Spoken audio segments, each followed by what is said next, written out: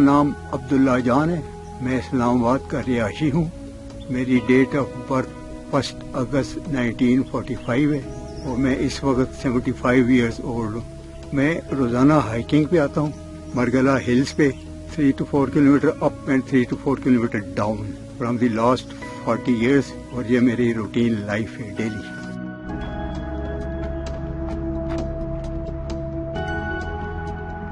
Young age میں لوگ exercise کی طرف نہیں آتے، کھانا اور یہ برگر اور اس قسم کا نا، تو آفٹر 30 ایئرز یہ اسٹمک پرابلم شروع ہوتے تھے.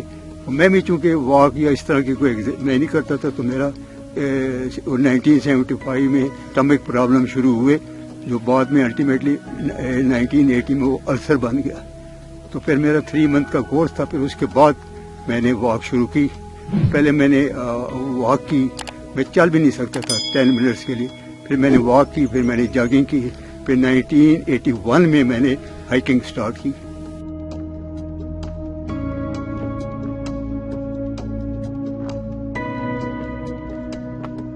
(1981) کے بعد 2000 تک میری ہائکنگ جاری رہی. تو اس میں میرے ساتھ یہ ہوا کہ میرا ادھر ایک ٹیومر تھا آ گیا اس جگہ میں، تو اسوفیگس میں، اور یہ جس کا مجھے پتہ نہیں چلا، پین بھی نہیں ہوا. اور جب میرا اسوفیگس میں کھانا پھنسنا شروع ہوا تو انڈوسکوپی ہو تو وہاں پتہ چلا کہ یہ میلیگننٹ ٹیومر ہے. تو پھر میں شوکت خانہ میں چلا گیا. تو ادھر انہوں نے میرا میجر آپریشن کیا، اور اس میں میری ایکسرسائزز کا، ہائکنگ کا یہ فائدہ ہوا کہ میری ریکوری بہت جلدی ہوئی، اور میں آفٹر 15 ڈیز میں واپس اسلام آباد آ گیا. اور پھر میں نے کچھ مہینے یا 1 سال ایسے ریسٹ کیا، اور پھر میری ہائکنگ جاری، وہ ابھی تک جاری ہے.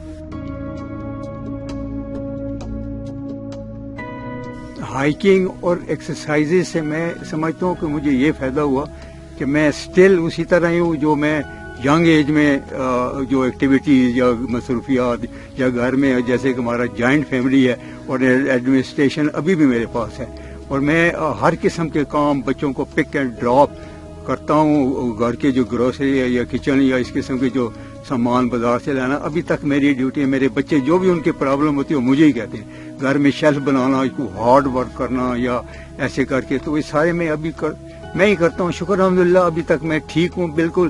مطلب یہ جو چھوٹی موٹی یہ جو شوگر اور یہ اور اس قسم کی کوئی کسی قسم کا کوئی پرابلم کسی کچھ بھی نہیں.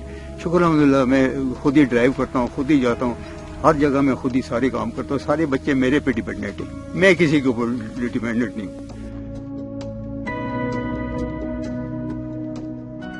ہم جب ہائکنگ پہ آتے ہیں تو فریش ایئر اور یہ مارگلا ہلز اور اس قسم کی چیز، ابھی مجھے سامنے اتنے بہترین ویوز نظر آ رہے ہیں، تو مینٹلی سیٹسفائڈ اور فریش ہیں، فریش فیلنگز ہیں، اور کسی قسم کا کوئی فالتو یا اس قسم کا کچھ بیماری یا اس قسم سوچ نہیں ہے. ہم باقی کچھ اور ہی سوچ رہے ہیں کہ آگے کیا کریں. تو اس سے بڑا فائدہ ہے کہ انسان فریش رہتا ہے اور ٹھیک رہتا ہے.